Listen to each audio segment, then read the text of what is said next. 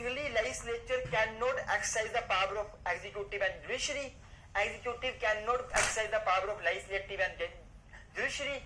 Judiciary cannot exercise the power of legislative and executive. सभी अपनी अपनी पावर के अनुसार काम करें, अपने अपने जुरिस्डिक्शन के अनुसार काम करें, एक दूसरे की पावर को यूज नहीं करें, एक दूसरे के भी इंटरफेरेंस नहीं करें. यही सेपरेशन ऑफ पावर का कंसेप्ट है. आपको नाम से पता चल गया होगा. अब मैं इसकी हिस्टोरिकल बैकग्राउंड की बात करूं, इसकी हिस्ट्री की बात करूं, ये कंसेप्ट कहां से आया. तो सबसे पहले हमारे जो एरिस्टोटल हुए, इन्होंने बुक्स लिखी थी द पॉलिटिक्स. इन्होंने द पॉलिटिक्स नामक बुक लिखी थी एरिस्टोटल ने. तो इन्होंने अपनी इस बुक में पॉलिटिक्स बुक में क्या किया, इन्होंने गवर्नमेंट की पावर को 3 ऑर्डर में डिवाइड करने की बात करी. एक तो डेलिबरेटिव, एक तो डेलीब्रेटिव, दूसरा एग्जीक्यूटिव, तीसरा जुडिशरी. इन्होंने गवर्नमेंट की पावर को 3 ऑर्गन में डिवाइड करने की बात करी, डेलीब्रेटिव, एग्जीक्यूटिव एंड जुडिशरी. और उन्होंने बोला कि तीनों ऑर्गन अपनी अपनी पावर को यूज करें, एक दूसरे की पावर के भी हस्तक्षेप ना करें. ये बात बोली. और एरिस्टोटल ने लेजिस्लेटिव पावर के स्थान पर डेलीब्रेटिव पावर का यूज किया था. इन्होंने लेजिस्लेटिव पावर का यूज नहीं किया था. इसके बाद आगे हमारे जीन बोडी थे, ये फ्रेंच के थे, फ्रेंच के बड़े फेमस बंदे थे. तो इन्होंने क्या बोला, इन्होंने सेपरेशन ऑफ पावर के बारे में बोला. इन्होंने क्या बोला, इनकी लैंग्वेज से सुनना. The king were both, if the king were both a law maker and जज, then a cruel king might give cruel sentence. इन्होंने बोला कि there should be separation of power. जो देश का राजा है, जो राज्य का राजा है, उसको सारी पावर नहीं देनी है, उसको लॉ बनाने की और जजमेंट देने की पावर नहीं देनी है. ये अलग अलग बंदे को देनी है. अगर हमने किंग को लॉ बनाने की पावर भी दे दी और उसके बाद जजमेंट देने की पावर भी दे दी, केस को डिसाइड करने की पावर भी दे दी, तो जो क्रूअल किंग होगा, अत्याचारी किंग होगा, वो क्रूअल सेंटेंस देगा, अत्याचारी सेंटेंस देगा, सजा देगा, खतरनाक सजा देगा. तो उन्होंने भी सेपरेशन ऑफ पावर की तरफ इशारा किया जीन बोडी ने. फिर हमारे पास है जॉन लॉक जो थे, ये इंग्लैंड के रहने वाले थे. इन्होंने बुक लिखी two treatise on civil government. लिख देता नाम है two treatise on civil government. तो इन्होंने इसमें क्या है, इन्होंने इसमें भी बोला कि there should be separation of power. जो गवर्नमेंट की पावर्स है, एग्जीक्यूटिव पावर अलग बंदे को दो, लेजिस्लेटिव अलग दो, सेपरेशन ऑफ पावर करो. इन्होंने फेडरेटिव पावर का वर्ड यूज किया. फेडरेटिव पावर ने कही थी जो होती है ना, मतलब बोले क्या बोलते हैं उसको हम लोग, जो powers related to the conduct of foreign affairs, उसको उन्होंने फेडरेटिव पावर बोला. फेडरेटिव उन्होंने इसको फेडरेटिव पावर बोला. इन्होंने बोला सारी पावर अलग अलग बंदे के पास होनी चाहिए, एक बंदे को नहीं देनी है, सेपरेशन ऑफ पावर होनी चाहिए. ये होगी हिस्टोरिकल बैकग्राउंड.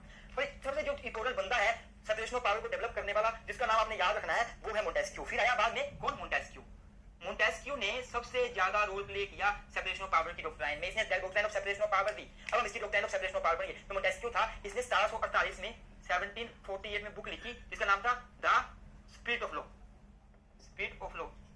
ये तो हिंदी में बोलते हैं, इसका लैटिन जो नाम था वो लिखा देता हूं मैं. वो था ई स्पिरिट डेस लेस. ये आपने याद करना है, ई स्पिरिट डेस लेस, LEIS.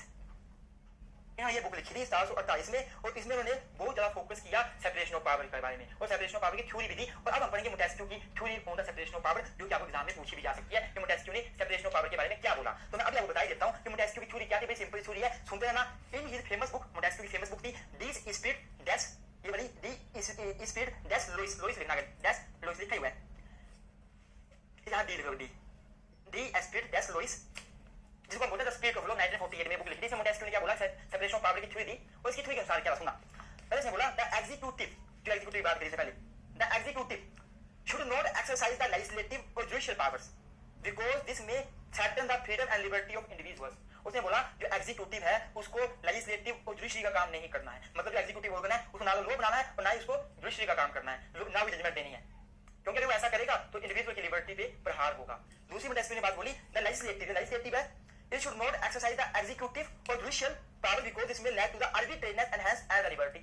इसने बोला कि जो लेजिस्लेटिव है उसको भी एग्जीक्यूटिव जुडिशरी का काम नहीं करना है, उसको अपना लॉ बनाया काम करना है, इनके इंटरफेरेंस नहीं करनी है, क्योंकि अगर इंटरफेरेंस करेगा तो आर्बिट्रेरियसनेस फैल जाएगी, लोगों का भला नहीं होगा, बुरा होगा, आर्बिट्रेरियसनेस फैल जाएगी. और इसने बोला अब थ्योरी में मोंटेस्क्यू ने जो जुडिशरी है, it should not exercise the executive and legislative powers because then a judge would behave like a dictator. इसने बोला जुडिशरी है उसको भी केवल जजमेंट का काम नहीं करना है, लोगों को इंटरप्रेट करने का काम करना है, ना उसको लॉ बनाना है ना इसको एग्जीक्यूट करना है. अगर इसने लॉ बनाया और एग्जीक्यूट भी किया तो जो जज है वो डिक्टेटर, तानाशाही की तरह बिहेव करेगा. तो मतलब यही सेपरेशन ऑफ थ्योरी थी मोंटेस्क्यू की. आपको नोट्स मिल जाएंगे, नोट्स देने होंगे तो हमारे व्हाट्सएप नंबर 9816492276 पे मैसेज कर दें, मिल जाएंगे. पेड़ रहेंगे, बड़े इजी लैंग्वेज में लिखे हुए हैं तो आप इजीली समझ जाएंगे. अब हम जो मेन पढ़ेंगे वो हम पढ़ेंगे ऑब्जेक्टिव क्या है सेपरेशन ऑफ पावर का, क्यों सेपरेशन ऑफ पावर के उद्देश्य क्या है इस थ्योरी के पीछे, वो हम डिस्कस कर लेते हैं. गाइस अब हम theory of separation of power को पढ़ने के बाद, हिस्ट्री जानने के बाद, मीनिंग जानने के बाद और मोंटेस्क्यू ने क्या थ्योरी दी उसको पढ़ने के बाद हम डिस्कस करेंगे मेनली ऑब्जेक्टिव क्या है, theory of separation of power के उद्देश्य क्या है, इसकी डीलाइट क्या है और इसके एलिमेंट्स क्या है. तो कोई क्वेश्चन आपको पेपर में आ सकता है, आपने ध्यान रखना है. पहले ऑब्जेक्टिव की तरफ जाएंगे, ऑब्जेक्टिव क्या है. कई बार गाइस डायरेक्टली क्वेश्चन नहीं आता ऑब्जेक्टिव का, पर आपको अपने आंसर को को सपोर्टिव करने के लिए, आंसर को बड़ा करने के लिए इन चीजों की हेल्प लेनी पड़ सकती है, सपोर्ट करनी लेनी पड़ सकती है। तो आपको पता होना चाहिए कि ऑब्जेक्टिव क्या, उद्देश्य क्या है theory of separation of power के। पहला उद्देश्य क्या है, ऑब्जेक्टिव क्या है, एलिमिनेट आर्बिट्रेरीनेस। तो मेन जो उसका ऑब्जेक्ट है, उद्देश्य है, वो आर्बिट्रेरीनेस को एलिमिनेट करना है, खत्म करना है। क्योंकि अगर मान लो लॉ बनाने की पावर, लॉ को एग्जीक्यूट करने की पावर, जजमेंट देने की पावर एक ही बंदे के हाथ में दे दी तो वो आर्बिट्रेरी काम करेगा, अपनी मन चाहिए से काम करेगा, जो मन करेगा वो करेगा, जिसके साथ खुंदस है उसके आज जितना मर्जी बिगाड़ देगा। तो आर्बिट्रेरीनेस फैल जाएगी, इसलिए आर्बिट्रेरीनेस ना फैले, डिक्टेटरशिप ना फैले, theory of separation of power existence में आई है, जिसका उद्देश्य है आर्बिट्रेरीनेस को खत्म करना। दूसरा मेन ऑब्जेक्ट है इस थ्योरी का वो है prevent the misuse of powers. एक उद्देश्य इसका ये भी है कि मिसयूज ऑफ पावर ना हो। अगर मान लो तीनों ब्रांच जो गवर्नमेंट की है, तीनों लेजिस्लेटिव, एग्जीक्यूटिव, जुडिशरी, तीनों की पावर एक ही बंदे के पास दे दी तो मिसयूज करेगा पावर को। तो इसलिए वो मिसयूज ऑफ पावर ना करे, theory of separation of power की डेवलपमेंट हुई है। तो theory of separation of power का एक उद्देश्य ये भी है कि मिसयूज ऑफ पावर को रोका जाए, प्रिवेंट किया जाए। तो तीसरा मेन पॉइंट है वो है maintain the balance among the organ of the government. अच्छा, ये बोल रहा है कि जो गवर्नमेंट के तीन ऑर्गन है, एग्जीक्यूटिव, जुडिशरी, लेजिस्लेटिव, उनके बीच बैलेंस मेंटेन रहे। Theory of separation of power क्या बोलती है कि तीनों ऑर्गन अपने जगह काम करेंगे, कोई एक दूसरे की इंटरफेरेंस में काम नहीं करेगा, एक दूसरे के काम में इंटरफेरेंस नहीं करेगा। जब ऐसा एक्चुअल में होगा तो क्या होगा, एक थ्री ऑर्गन के बीच क्या रहेगा, बैलेंस मेंटेन रहेगा। तो जो सेपरेशन ऑफ पावर की थ्योरी है, इसका ये कांसेप्ट है, इसका एक ऑब्जेक्ट ये भी है कि तीनों जो ऑर्गन है उनके बीच बैलेंस मेंटेन रहे, उनके काम के बीच बैलेंस मेंटेन रहे, एक ही बंदे के पास पावर ना जाए, अलग अलग बंदों के पास पावर जाए और वो बंदे अपने अपने काम में व्यस्त रहे। ये भी इसका उद्देश्य है कि बैलेंस मेंटेन रहे, गवर्नमेंट की जो तीन ऑर्गन है, थ्री ऑर्गन गवर्नमेंट की है, उनके बीच एक बैलेंस मेंटेन रहे, वो एक दूसरे के बीच इंटरफेरेंस ना करें। मतलब जो इसका चौथा मेन ऑब्जेक्ट है theory of separation of power का वो है enhance and improve the efficiency of government. जो ये सेपरेशन ऑफ पावर की थ्योरी है, इसका उद्देश्य ये भी है कि ये गवर्नमेंट की एफिशिएंसी को इंप्रूव करना चाहती है। क्योंकि आपको पता ही है, जब मुझे ही सारा काम दे दिया जाएगा, लॉ बनाने का भी, लॉ को इंटरप्रेट करने का भी, लॉ को एग्जीक्यूट करने का भी, तो मैं अच्छे से काम नहीं कर पाऊंगा, मेरी एफिशिएंसी कम हो जाएगी। पर जब यही काम तीन बंदों को डिवाइड कर दिया जाएगा तो वो एफिशिएंटली काम कर पाएंगे। तो theory of separation of power का ऑब्जेक्ट ये भी है कि गवर्नमेंट की एफिशिएंसी इंप्रूव हो, एनहांस हो। जैसे एग्जांपल दूंगा, मेरे घर में शादी है तो मिठाई लाने का काम भी मैंने ले लिया, सब्जी लाने का काम भी मैंने ले लिया, लोगों के जो बर्तन आते, जो वो आते हैं, जो शगुन देती है वो लिखने का काम मैंने ले लिया, सारे काम मैंने ले लिया। मैं अच्छे से काम नहीं कर पाऊंगा, नहीं कर पाऊंगा, तो मैं अपने काम में कभी भी अच्छा नहीं दिखा पाऊंगा, मेरी जो वो है एफिशिएंसी में एनहांस नहीं हो सकती। पर जब ये काम डिवाइड हो जाएंगे तो एनहांस हो जाएगा, एक बंदा अच्छे से अपना काम कर लेगा एक काम को। तो इसलिए जब सेपरेशन ऑफ पावर होगा, तीनों ऑर्गन अपना काम करेंगे तो वो एफिशिएंटली काम कर पाएंगे अपना, उनके बीच कोई दिक्कत नहीं आएगी। तो ये आपने ऑब्जेक्टिव इसके याद कर लेने हैं, आपको ये एक्सप्लेन करने हैं। नोट्स में मैंने एक्सप्लेन कर रखे हैं, यहाँ मैं नहीं लिख सकता, आपको पता है, आप समझ सकते हैं, आप नोट्स ले सकते हैं, अगर नहीं लिए तो खुद आपको बता दो, एक्सप्लेन करने के बड़ा लिखने के लिए ना, इतना लिख के आ जाओ। अब आपके पास डीमेरिट क्या है, इसकी क्या बुराइयां हैं, इसकी कुछ बुराइयां भी थ्योरी की। पहले डीमेरिट है हिस्टोरिकली नॉट करेक्ट। ये जो थ्योरी है सेपरेशन ऑफ पावर की, ये हिस्टोरिकली सही नहीं है। सही क्यों नहीं है, क्योंकि ये थ्योरी दी थी मोंटेस्क्यू ने। जो मोंटेस्क्यू है वो इंग्लैंड गए थे घूमने फिरने के लिए, वहां इंग्लैंड के बंदे बहुत ज्यादा फ्रीडम एंजॉय कर रहे थे। मोंटेस्क्यू ने देखा कि इंग्लैंड में तो बड़े ज्यादा लोग फ्रीडम को एंजॉय करते हैं, लिबर्टी को एंजॉय करते हैं।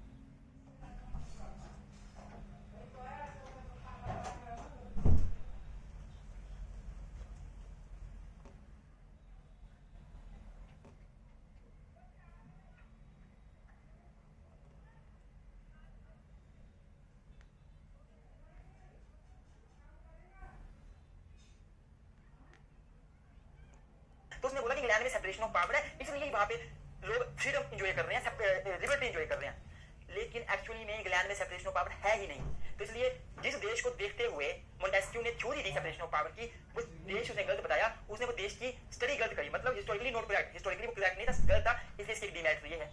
दूसरी बात, not possible in the welfare state.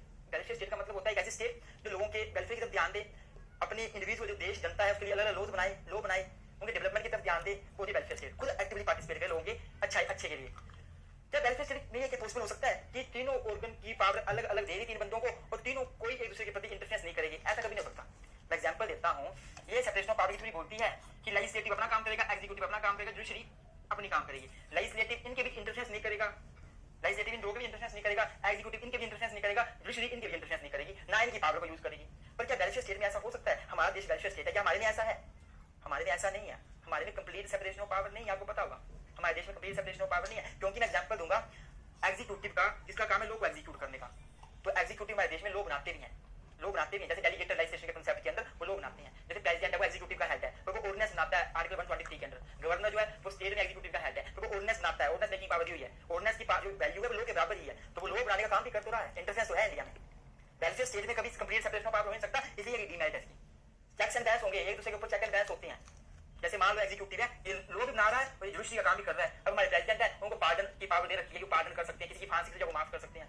वैसे गवर्नर उसको पार्डन की पावर दे रखी है, गवर्नर है executive head of state, president executive head of union है, तो उनको पावर दे रखी है जुडिशरी की भी, वो फांसी की सजा माफ कर सकते हैं, फांसी की सजा को माफ कर सकते हैं। मतलब क्या हुआ कि वो फांसी की सजा को माफ कर सकते हैं, तो एग्जीक्यूटिव पर इन दोनों के काम को काम कर तो रहे हैं। तो वेलफेयर स्टेट में कंप्लीट सेपरेशन ऑफ पावर नहीं हो सकता, क्योंकि थ्योरी ये बोलती है कि एग्जीक्यूटिव सिर्फ लॉ को एग्जीक्यूट करेगा, वो ना लॉ बनाएगा ना लॉ को इंटरप्रेट करेगा।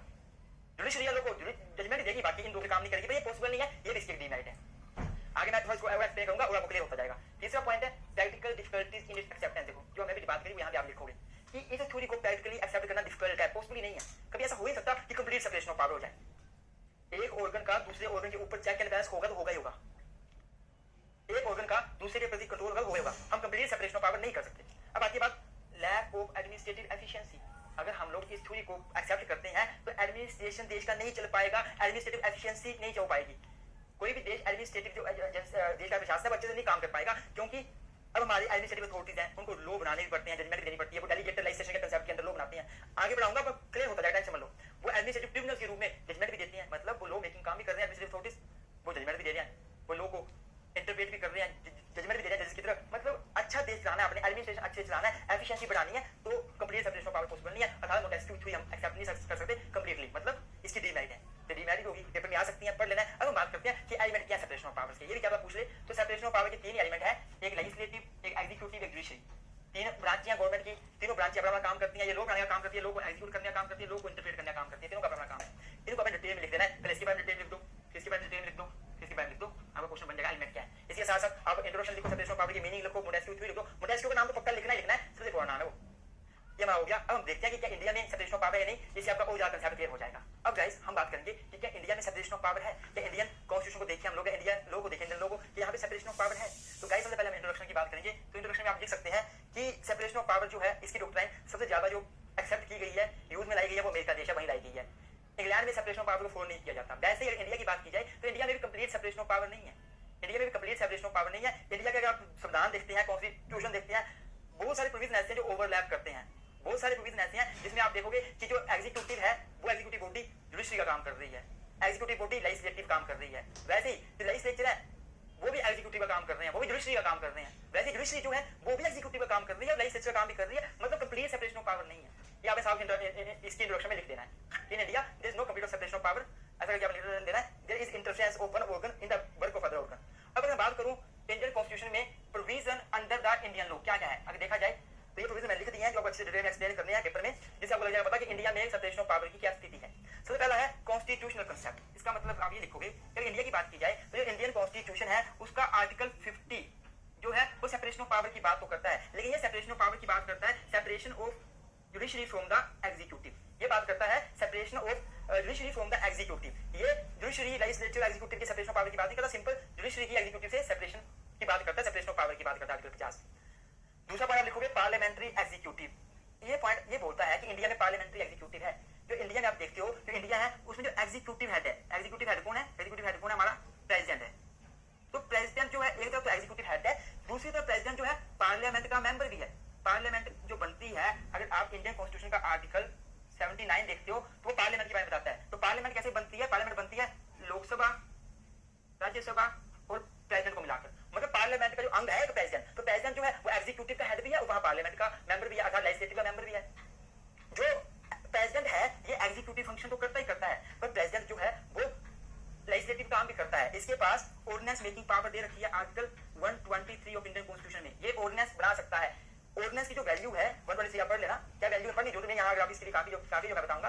ऑर्डिनेंस मेकिंग पावर दे रखी है प्रेसिडेंट को, प्रेसिडेंट है एग्जीक्यूटिव है, एग्जीक्यूटिव ऑर्गन का मेंबर है ये, लेकिन फिर भी ये लो बनाने का काम भी करता है आर्टिकल 123 और उसकी ऑर्डिनेंस की वैल्यू लो के समान होती है, कोई भी भेदभाव नहीं है। ये हो गया आर्टिकल 123 बोलता है, ठीक है, प्रेसिडेंट के बारे में, इसके बारे में। वैसे ही गवर्नर जो है वो स्टेट का एग्जीक्यूटिव हेड है, तो गवर्नर जो है उसको आर्टिकल 213 में ऑर्डिनेंस बनाने की पावर दी हुई है, लो मेकिंग पावर दी हुई है। मतलब इंडिया में पार्लियामेंट्री एग्जीक्यूटिव है, एग्जीक्यूटिव हेड है, ये पार्लियामेंट का मेंबर भी है। आर्टिकल 79 में बता दिया कंप्लीट सेपरेशन ऑफ पावर नहीं है, तो बोल रहा हूँ। अब प्रेसिडेंट जो है इसको आर्टिकल 72 के अंडर पार्लियामेंट की पावर दे रखी है कि वो जुडिशरी के फंक्शन भी अदा कर रहा है। अगर सुप्रीम कोर्ट ने किसी को फांसी की सजा दे दी तो आर्टिकल 72 के अंदर प्रेसिडेंट को पावर है कि उसकी फांसी की सजा को टाल सकता है। वैसे ही गवर्नर के पास भी पार्लियामेंट की पावर दे रखी है अंडर आर्टिकल 161, अंडर आर्टिकल 161 आप लिख सकते हो। 161 के अंदर जो है गवर्नर को भी पावर दे रखी है। तो पार्लियामेंट की पावर आप चेक करना एक बार स्टूडेंट, मुकेश सर गवर्नर की पावर 161 के अंदर यहाँ पार्लियामेंट की, यही हो गया आई थिंक, अब ये हो गया। तो मतलब इंडिया में ये बात है कंप्लीट सेपरेशन ऑफ पावर नहीं है, इससे हमें क्या पता। तीसरा पॉइंट पढ़ोगे फंक्शनल ओवरलैपिंग। इंडिया में फंक्शनल ओवरलैपिंग है। इंडिया में पार्लियामेंट्री फिर एग्जीक्यूटिव में आप एक केस को पक्का लिख लेना, Ram Jawaya versus state of Punjab, बड़ा लैंडमार्क केस है। इसमें सुप्रीम कोर्ट ने साफ साफ बोला था कि इंडिया में सेपरेशन ऑफ पावर तो है पर complete separation of power India में नहीं है। और क्या बोला, it is held that Indian constitution does not recognise rigidly the concept of separation of power because in India legal system absolute separation of power is not possible. India में separation of power तो है पर complete separation of power नहीं है, इसको strictly follow नहीं किया जाता सेपरेशन ऑफ पावर को, क्योंकि इंडिया के लिहाज से सेपरेशन ऑफ पावर पॉसिबल नहीं है। अब आता है फंक्शनल ओवरलैपिंग। तो इसमें आपने क्या देखना है कि इंडिया में देखो फंक्शनल ओवरलैपिंग है, मतलब लेजिस्लेचर एग्जीक्यूटिव दूसरी ये काम कर रहा है, ओवरलैप कर रहे हैं, वैसे दूसरी भी एक दूसरे काम कर रहे हैं। मैं आपको बता देता हूँ, प्रेसिडेंट का एग्जांपल ले लिया, एग्जीक्यूटिव का तो नहीं एग्जांपल लिया कि एग्जीक्यूटिव लोग एग्जीक्यूटिव नहीं करता बल्कि लोग को बनाता भी है और लोग को जजमेंट देता है, जुडिशरी काम भी करता है। अब जुडिशरी की बात की जाए, जुडिशरी जो लोग को इंटरप्रेट तो करती है सारी साथ। आर्टिकल 141 क्या बोलता है, आर्टिकल 141 ये बोलता है जुडिशरी के लिए, जुडिशरी के द्वारा दिया गया जजमेंट जो है वो लॉ के बराबर होगा, पूरी कंट्री में उसको लॉ की तरह माना जाएगा। मतलब ये लोग बनाने का काम भी कर रहा है under the concept of president. जो जुडिशरी ने अपना डिसीजन दे दिया उसको एज ए प्रेसिडेंट ट्रीट किया जाता है। और जितने भी कोर्ट है इंडिया के अंदर, सुप्रीम कोर्ट को छोड़कर जो छोटे कोर्ट है सबके ऊपर बात होता है। तो जुडिशरी क्या कर रही है, वो एग्जीक्यूटिव अपनी जुडिशरी फंक्शन के साथ साथ लेजिस्लेटिव काम भी करती रही है। वैसे मैं लेजिस्लेटिव की बात करूं तो लेजिस्लेटिव लॉ बनाता है, मेन काम लेजिस्लेटिव का लॉ बनाना है, पर लॉ बनाने के साथ साथ उसकी ओवरलैपिंग क्या है, वो लॉ को वो भी करता है, जजमेंट भी देता है, जुडिशरी का काम भी करता है। जैसे कि सुप्रीम कोर्ट के जजेस को, प्रेसिडेंट को, अगर सुप्रीम कोर्ट के जजेस को हटाना हो, कौन हटाती है, पार्लियामेंट भाई, इम्पीचमेंट प्रोसेस ऑफ इम्पीचमेंट मार दो बुलाकर। वैसे ही एग्जीक्यूटिव मेंबर को है, प्रेसिडेंट है, उसको हटाना हो, कौन हटाती है, पार्लियामेंट आती है, इम्पीचमेंट चलाकर मार दो चलाकर। मतलब मेरा बोलने का कि इंडिया में सेपरेशन ऑफ पावर कंप्लीट नहीं है, फंक्शनल ओवरलैपिंग है, एक दूसरे के फंक्शन के भी ओवरलैप करता है, इंडिया में ओवरलैपिंग होती है, एक दूसरे के भी टांग अड़ाने वाला काम है। तो यहाँ लिखा हुआ है the president of India in whom the executive authority of India is vested exercise the legislative power in shape of ordinance making power and also judicial power under the article 72 of the Indian constitution. हमने पढ़ लिया यहाँ पे। Even the Supreme Court has power to declare any law as void passed by the legislature. Supreme Court के पास power है, वो अब legislature के काम में इंटरफेरेंस कर रहा है, ओवरलैप कर रहा है, कि उसके बाद आएंगे लोगों को void कर सकता है, जीरो कर सकता है। Supreme Court has also power of judicial review under Article 13. Is the Supreme Court has power of law making under Article 143, that is president के अंदर पावर है, जो है पढ़ा। Similarly, legislature की बात की जाए तो legislature exercise not only legislative power but also judicial power, such as removal of judge of Supreme Court. अब judicial power कर रहा है, जजमेंट दे रहा है, जिनसे Supreme Court के जज को हटा रहा है, हाई कोर्ट जज को हटा रहा है, प्रेसिडेंट को हटा रहा है, इम्पीचमेंट की जज पार्लियामेंट आती है उनको। तो इंडिया में क्या है, कंप्लीट क्या है, सेपरेशन ऑफ पावर नहीं है, फंक्शनल ओवरलैपिंग है, एक दूसरे के प्रति इंटरफेरेंस है। अब चौथा पॉइंट जो वो बात करता है system of checks and balance. India में system of checks and balance भी है। इंडिया में कंप्लीट सेपरेशन ऑफ पावर नहीं है, ऐसा नहीं है कि जुडिशरी अपना काम करेगी, एग्जीक्यूटिव अपना काम करेगा, लेजिस्लेटिव अपना काम करेगा, किसी को दूसरे से लेना देना नहीं है, ऐसा नहीं है। यहाँ पे तो प्रॉपर चेक एंड बैलेंस है। अगर आज पार्लियामेंट एक लॉ बनाती है जो कॉन्स्टिट्यूशन के अगेंस्ट है या फिर इंडिविजुअल के फंडामेंटल राइट का वायलेशन करता है, तो जुडिशरी पूरा चेक बनाती है उसके ऊपर और वो उसके लॉ को वाइड कर सकती है, वाइड कर सकती है। तो मतलब चेक्स एंड बैलेंस है। अगर एग्जीक्यूटिव कोई एक्शन लेता है और रूल ऑफ लॉ को मेंटेन नहीं करता, या एग्जीक्यूटिव कोई एक्शन लेता है और लोगों के राइट्स का वायलेशन करता है, लोग कोर्ट में जा सकते हैं, कोर्ट उनके राइट को प्रोटेक्ट करेगा, एग्जीक्यूटिव एक्शन को वाइड कर देगा। मतलब इंडिया में तो चेक्स एंड बैलेंस है, पूरा एक ऑर्गन का दूसरे ऑर्गन के ऊपर चेक है। जैसे मान लो इंडिया में हमारे जो प्रेसिडेंट है या हमारे सुप्रीम कोर्ट के जज है या हाई कोर्ट के जज है, वो ढंग से काम नहीं करते, वो इनकेपेबल होते हैं काम करने के लिए। तो लेजिस्लेचर जो पार्लियामेंट है उसके पास पावर है कि वो उनको रिमूव कर सकती है bye starting the process of impeachment against them. मतलब पार्लियामेंट में चेक्स एंड बैलेंस बना रही है, इसके ऊपर एग्जीक्यूटिव प्रेसिडेंट के ऊपर भी, judicial supreme court high court के मेंबर के ऊपर भी चेक्स एंड बैलेंस बन रहे हैं। तो इंडिया में प्रॉपर चेक्स एंड बैलेंस है कंप्लीट। तो उसके बाद हम बात करेंगे, एग्जांपल आपको दे दिया मैंने, separation of powers basic feature of Indian constitution. ये बड़ा पॉइंट है कि जो इंडिया है ना, और उसमें सेपरेशन ऑफ पावर्स को बेसिक फीचर ही बोला गया है। किस केस में बोला गया था, इंदिरा नेहरू गांधी वर्सेस राज नारायण। इसमें जस्टिस भगवती ने कहा था कि इंडिया में कंप्लीट सेपरेशन ऑफ पावर तो नहीं है, लेकिन फिर भी separation of power basic feature Indian constitution की मूलभूत विशेषता है। ऐसा नहीं हो सकता इंडिया में कि प्रधानमंत्री मोदी के पार्लियामेंट के पास ही सारी पावरें दे दो, ऐसा नहीं होगा। सेपरेशन ऑफ पावर होगा, हाँ फंक्शनल ओवरलैपिंग हो सकती है, चेक्स एंड बैलेंस हो सकते हैं, बहुत अच्छी बात है ना, कंट्रोल रहेगा, गलत काम नहीं होगा, पर हाँ सेपरेशन ऑफ पावर रहेगा। एक बंदे के हाथ में सारी पावरें इंडिया में नहीं दी जा सकती। तो इंडिया में सेपरेशन ऑफ पावर को बेसिक फीचर कहा गया था। इंदिरा गांधी नेहरू राज नारायण के केस में कब हुआ केस, ये अपना 1970 के समथिंग हुआ था, 1975 के समथिंग हुआ था। जस्टिस भगवती ने केस डिसाइड किया था और बोला था कि ये मेरी बेसिक फीचर है। अब बात आती है कि सम ओवरलैपिंग प्रोविजन, अगर आपको क्वेश्चन पेपर पूछ लें कि सेपरेशन ऑफ पावर इंडिया में है या नहीं है, अगर नहीं है तो कुछ ओवरलैपिंग प्रोविजन बता दो, तो आर्टिकल 123 ओवरलैपिंग प्रोविजन है।